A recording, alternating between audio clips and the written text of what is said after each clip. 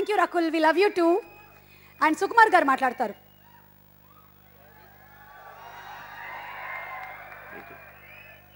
Sir thank you sir.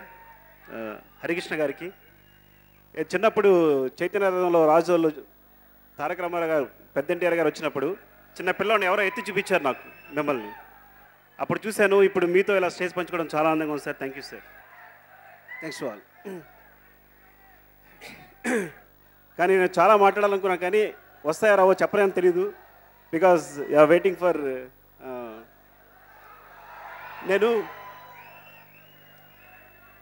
నేను యాక్చువల్గా ఏంటంటే ఎవరైనా వాళ్ళ నాన్నగారు పోయినప్పుడు పలకరించడానికి వెళ్తాం. వెళ్ళినప్పుడు అంత ఎమోషన్ ఉండేది కాదు. అంటే వాళ్ళు పడే బాధ ఏంటో తెలిసేది కాదు. మన దేవిని పలకరించగలిగినప్పుడు నాకు తెలుసు ఆ బాధ ఏంటో. అంటే మొట్టమొదటిసారి దేవి కళ్ళల్లో కన్నీళ్ళు చూశాను. సినిమాలు చూసినప్పుడు చాలా కళ్ళలో నీళ్ళు వచ్చేసాయి సుగుబాయ్ అంటాడు కానీ ఎప్పుడు వచ్చినట్టు నేను గమనించలే. నా మొట్టమొదటిసారి దేవి కళ్ళలో నీళ్ళు చూశాను. అది ఫాదర్ అంటే. పక్కన కార్తీక్ అని సింగర్ ఉన్నాడు. తను ఒక మాట చెప్పాడు. ఎలా అంటే దేవి నవ్వుతూ కాకుండా ఇలా ఉండడం చూడడం ఇదే మొదటిసారి అని. అంటే ఎప్పుడు నవ్వుతూనే ఉంటాడు దేవి. సో మొదటిసారి తను బాధపడుతూ ఉండడం చూశాను. అది I think so very sorry Devi. ఇలాంటి సమయం నువ్వు ముందుకు వచ్చి ఈ సినిమాకి వర్క్ చేయడం కానీ ఇది వీఆర్ వెరీ ఆల్ టీమ్. తను సెకండ్ డేనే నాకు థర్డ్ డేనే వర్క్ స్టార్ట్ చేసాడు.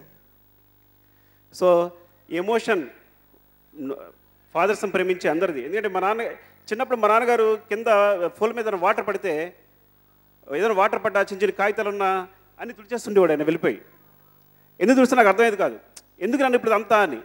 ఏం పడ్డా సరే ఆయన పూర్తిగా తడి దారిపోయేవాడు మొత్తం తుడిచేవాడు. నాకు అర్థమయ్యేది కాదు ఎందుకు తుడిచేవాడు. చిన్న చిన్న పేపర్స్ ఉన్నా ప్లాస్టిక్ పేపర్స్ ఉన్నా తుడిచేవాడు. అర్థమయ్యేది కాదు. నేను ఈ మధ్య ఏం చేస్తానంటే ఫ్లోర్ మీద వాటర్ పడితే తుడిచేస్తున్నా హడావుడిగా. నాకు అర్థం కాల. సడన్గా ఐడియా వచ్చి ఎందుకు నేను తుడుస్తున్నాను అంటే నా పిల్ల ఎక్కడ జారి పడిపోతారో అని.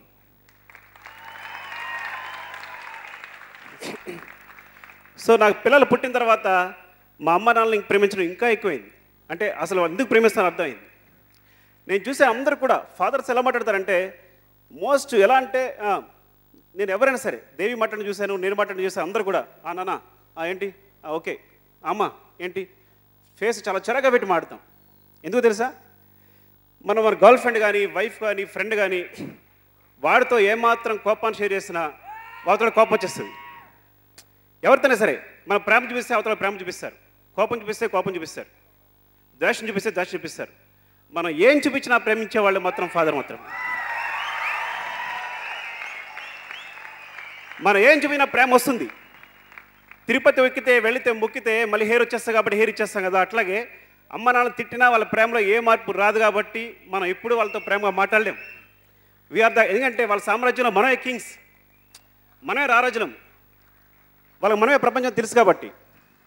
అందుకే మనం ఏదైనా విజయం సాధించినప్పుడు మొట్టమొదట అమ్మ నాన్నలకు ఫోన్ చేస్తాం.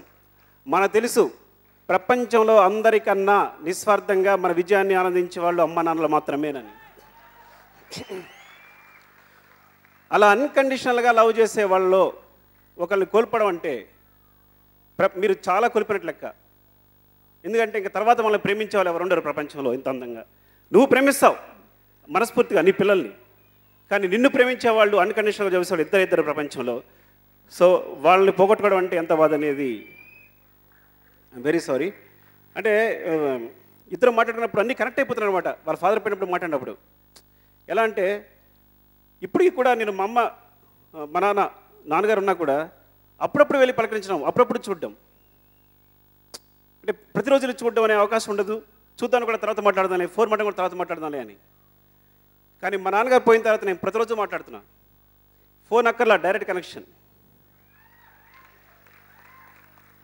ఇద్దరికి ఏం జరుగుతుందని భయం ఉండేది, ఇప్పుడు భయం లేదు.